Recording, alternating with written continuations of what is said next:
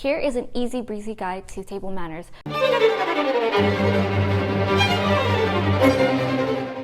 I'm Gia, an etiquette consultant based in Los Angeles. Every video I see for table manners is so cringe. It's hard to relate to them. If you miss something, go back and watch again. It's gonna be a lot of stuff, so I do not want you to feel overwhelmed. Simply practice. So practice these things at home. Make all the mistakes at home. Do it by yourself so that when you go into public, it's seamless and natural. When you attend a business meeting, you're able to focus on the conversation. On a date, you're confident and can focus on your company. These all apply everywhere and anywhere. Remember, etiquette is guidelines, not rules. This isn't protocol. It is highly suggested, but is flexible. So I have a video of the difference between etiquette, manners, and protocol. And now I'm gonna show you the most formal, the most polished way, which is the British way of dining. I went to a British finishing school, and all these things should be common sense, but they're really not. When you are arriving at someone's home and they are hosting you, bring a gift. Never bring wine. People always bring wine. If someone is serving you dinner, whether they're catering, having takeout, or cooking something themselves, a whole multi-course meal, they might already have pairings in advance. So if you do bring wine, tell them this is for you to have later whenever. And when you have the dinner, if you're at a dinner party or if it's just you two, don't bother them about that bottle of wine. Instead, let them host, let them serve, because whatever they're going to serve, they're going to want to impress you with. And if someone else brought a bottle of wine,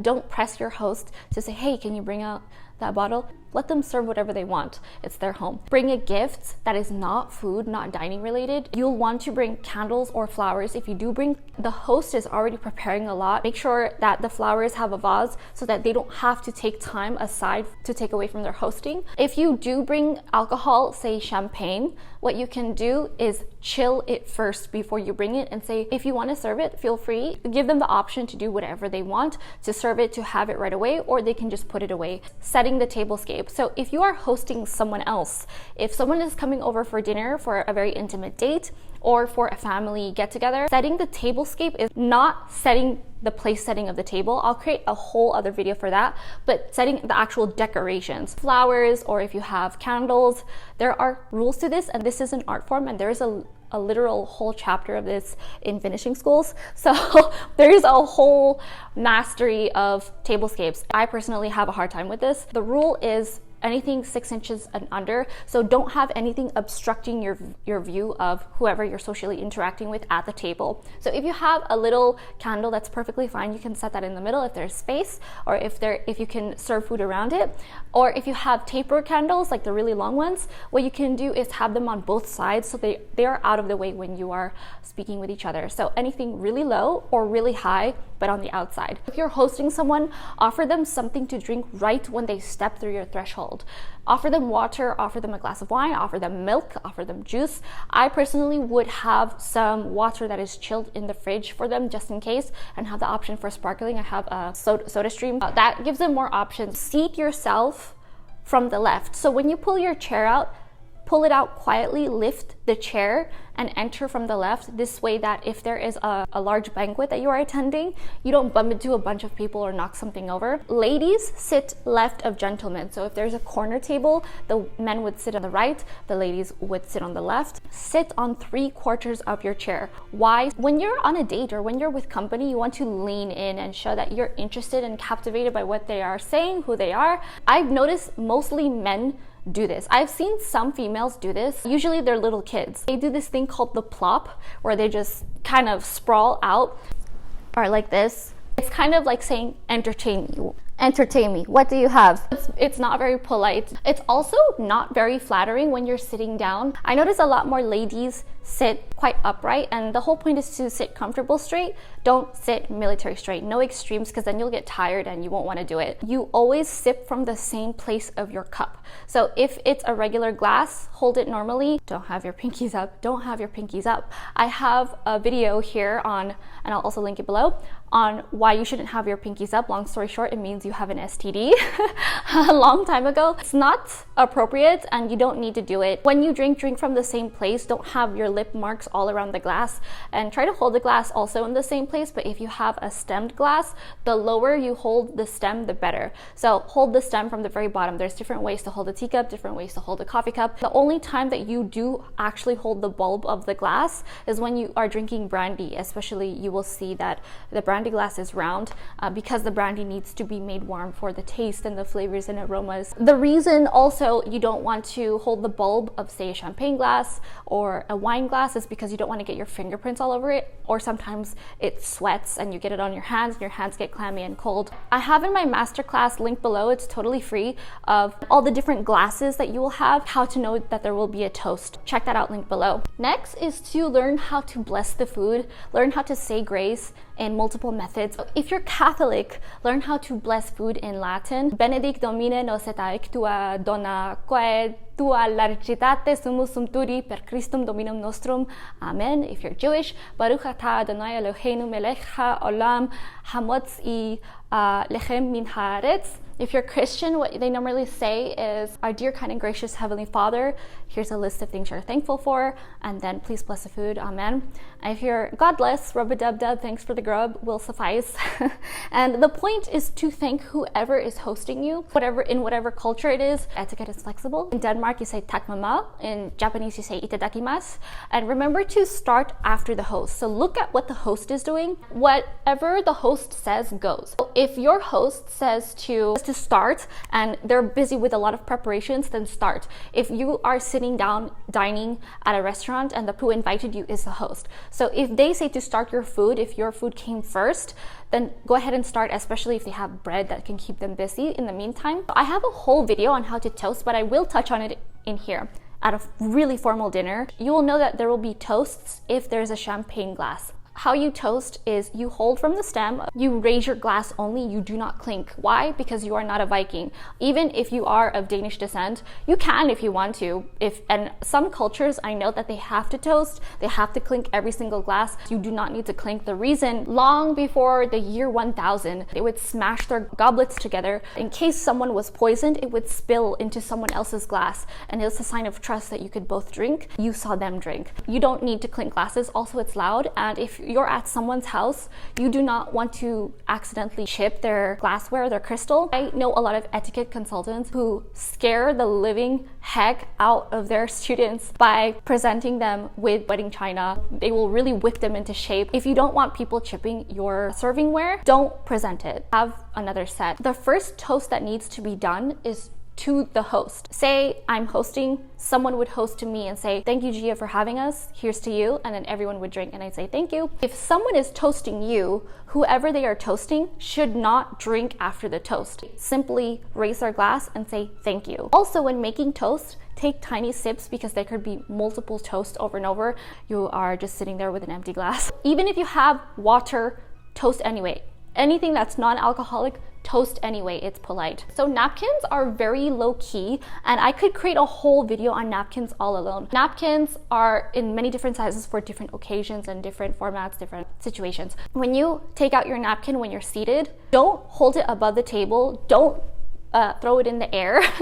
Don't be dramatic, no time for a show. Napkins are literally under the table. Do it quietly and unfold it. Just let it unfurl and put it on your lap. And what you can do is fold it, and the folded side should be facing toward you, whether it's rectangle or whether it's a triangle shape. You do not wipe, you dab. You do it on the inside of the fold of your napkin. Next is to not season your food until you have tasted it first. I know so many people who do this insanely rude thing. And I'm a person who loves the natural taste of food. I will see people who don't even taste their eggs first and put a bunch of ketchup on it, salt and pepper, and they haven't even tried their food yet. So it's like, how do you know you actually like the taste of this food? How do you know you don't think it's too seasoned? And I think it's also very insulting to the host in general. When in doubt, use your utensils or do as the host does.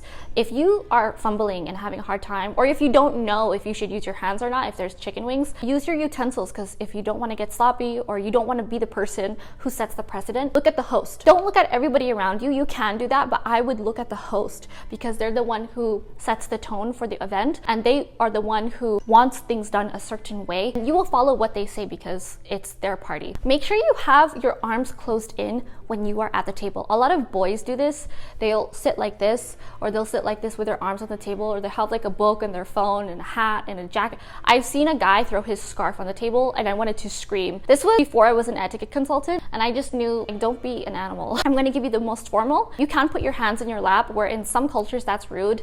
In Italy it's rude, in parts of Asia it's rude. You can have your wrists on the table, continental rules, and it's a sign of not drawing your weapons. That's a very medieval thing. The hierarchy goes British as the most formal, then continental, and then it's American as the most casual. So usually people start at continental to read the room, engage the situation. I personally start at British because it keeps everybody on their toes. I think it's important to set a really high standard in general. The rule is to have your arms closed in. I know someone who knows someone whose grandpa in Denmark would have plates under their arms, and you can't drop the plates or else they'll break. Your arms very close to you so you don't take up a lot of space. And a lot of dining occasions will be very narrow, and sometimes you don't have a lot of space, so you have to be used to not bumping people. It's kind of like at the airplane, you see people man-spreading. You paid for your seat, but someone else is in your space. Or if you paid $500 or $5,000 or $50,000 for a charity event for a plate, and then someone else is sitting like this, it's really rude and it's imposing. Don't have your elbows on the table. Why? Here's the actual history of this. People would get shanghaied into joining the British Navy. People who had their elbows on the table were typically sailors. So those who lived on a boat and would eat on the boat, to keep their plate from sliding around, they would eat like this. And so it wouldn't slide around. And when they would eat at, say, a pub, the British Navy needed to recruit more people because it was very small. They could tell that they were sailors because they had their elbows on the table as they ate, even on land. And so they would hit them on the back of the head with a 2x4, and they would wake up in the middle of the ocean on a boat, and they'd say, "Welcome to the British Navy." So don't have your elbows on the table or else you'll get shanghaied. Why Shanghai? Because that was one of the most common routes. And they would also do it to a lot of American soldiers, Americans, where at the time America was not independent from British, and so when the truth was they were still technically British. When you eat, do not make a lot of noise. Don't smack your lips. Don't go after you take a drink. Try not to scrape your plate. You are a civilized gentleman or lady. There's no need. You're gonna see food again. Don't make noise when you are cutting. Try to make minimal noise. Keep the action low also. If you're cutting something, try to do it as close to your plate as possible. Or if you're trying to do something, if you're trying to rip bread apart, because you don't want to get crumbs everywhere, you don't want to get sauce everywhere, because if you drop something from high up in the air on your plate, it can splash on everybody and on the beautiful tablecloth. If you have a basket of bread at a restaurant or at a banquet, at a celebration, bar mitzvah, wedding, pass the bread, serve the person to your left, ask, "Hey, would you like some bread?" Or just say, "Bread?" And whether they take a roll or not, if they say yes or no, then serve yourself, put a roll on your plate, and then pass it to the right. So pass everything to the right. So there should be some sense of harmony. When you want a dish that's far away from you, ask for someone to pass it. It is much more polite. Say, "Can you please pass this?" And then don't put it back to where it originally was. Make some space in front of you and put it in front of you so that it doesn't bother, you don't have to bother people again while they're eating. Why are bread knives a little different than the rest of the knives? If you see a really classical bread knife, it doesn't have a blade. The reason being, in medieval times, people would only have knives to kill things, whether it was humans, whether it was animals, and that's how they lived back then. On your baldric, it would be full of blood and dirty, and you do not put this on the table. Bread is for breaking, even since ancient times. Etiquette goes all the way back to Egypt, it goes all the way back to China. This is why we rip bread. So when you get the first roll of bread, or whatever type of cut bread that you have, it is broken, it is ripped. When you are trying to spread butter on your bread, pick some butter, a little bit at a time, because you can always grab more later. Put it on your bread dish and then put it on your bread. So you do not want to spread the whole butter around. You just rip the small piece that you want to eat that's bite-sized, and then put a little bit of butter on each bite size. You do not know if you're going to finish the whole bread. You do not know if you like the butter or the bread, so you want to try it out first and do this all throughout. Don't rip a bunch of pieces all at once. Do it as you go. Same with your food. Don't cut it all at once. It also makes your food colder faster. Do things as you go. And the rule for communal eating, if there are multiple dishes and everybody's eating from it, if there's a butter dish, if there's a sauce, put it on your plate first and then eat it. If there's a cupcake on a stand, don't take the cupcake and eat it. Put it on your plate first and then eat it. When it comes to communal eating, never get something and put it straight onto your food or in your mouth. The bread knife doesn't really count as a knife, so it's not sharp. That's the only knife that will be on your left side. Next is to offer dishes first. If you want to try a dish for yourself that's on the table and it's communal, everyone is eating a la carte, what you do is you offer to someone else. And actually in Brazil, even if you have your own dish, it's polite to offer a taste first to everyone else. If there's like one last piece of cheese or one last piece of one little portion left that is tiny, always ask like 12 times in France and in Denmark and in Asia. Always ask them, would you like this first? Would you like this first before you eat it? Because you don't know who else wants to eat that, or if they were thinking like, oh, I wanted that. So be polite and share it with them or let them have it. This one is specifically for the gentleman. Never let a woman pour her own water. So if you see a woman's glass dwindling, pour her water right away. If you want to treat a woman well and make her feel extra special like a princess and want to be kind of like the knight in shining armor. In the rules of chivalry, gentlemen do all the things for women that they can already do. So if a woman can put on her coat before she leaves, hold her coat up for her and help her do it. It's all the little things. Elegance is in the details. When you're pouring water, never pour your glass directly from the carafe. What you do is you see other people, even if you're not on a date, you see all the other people around you who don't have water and pour it for them and then pour for yourself. Next is to not talk with your mouth full. I see so many people who talk with their mouth full all the time. I see it in movies, I see it in person, I see it in restaurants. A lot of adults say not to do this, but when you're in such a conversation that the dialogue is going quite rapidly, what you want to do is take small bites. It's perfectly polite to say, one moment. They will let you chew your food, hopefully. Dessert is eaten differently from soup. So if you notice in a very formal dining setting, there are so many different types of cutlery. Why is this? It's because cutlers wanted to make a lot of money, and the aristocrats were all the ones who owned all these silver. They're the only ones who could afford all this silver. They would make all these different types of cutlery. The soup has a spoon and it's more round. The dessert has a spoon and it's much smaller. There's a mushroom knife and there's a fish and a fork knife. So there are so many things going on, but I will walk you through all of them in my fine dining masterclass. Linked below. With your dessert spoon, you eat it like this from the front, and your soup spoon, you eat it from the side, sip from the side. In continental Europe, the soup spoon is actually in the front, but I'm not going to confuse you with this today. So dessert is like this, soup is from the side. That's the most formal way. This is level formal, expert level 100. Eat slowly. The most formal way of eating, if you're with diplomats, if you're with heads of state, if you are at a ball, what you want to do is take breaks between bites and put your cutlery in resting position. So the reason for this is you're not supposed to hold your cutlery all the way throughout dining and you're chewing like this, like what you want to do is actually put your cutlery down, and it's okay to have your hands in your lap. You can do queen's pose. I'll show you all the ways to sit and comportment. For all the aliens who are watching this who want to come down to earth, I'll show you the body language and comportment that you need to know for sitting, standing, and all the formal ways of doing it. But in resting position, you know that you're going to see food again. You know that you're going to have another bite, and it gives you more chance to engage with your company and socially interact. You also don't wolf things down when you do this. I notice a lot of people have a tendency to eat fast. I could eat for 3 hours straight, even if it's just like a sandwich,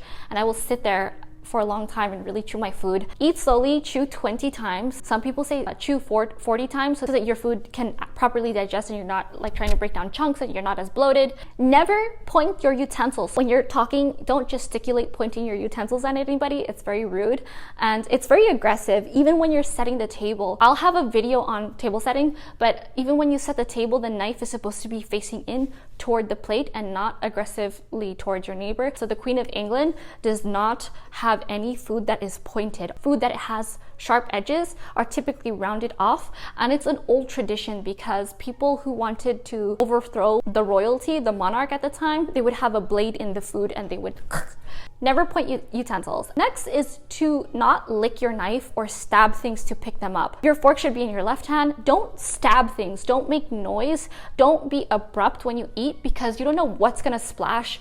You don't know how it's gonna bother other people. I have a family member, oh my goodness, who does this every single day. It's just very cringe to watch them and to hear them, like my eardrums split when I hear them like smacking things against the plates, and the plates are not cheap either. They're like handed down over 100 years old.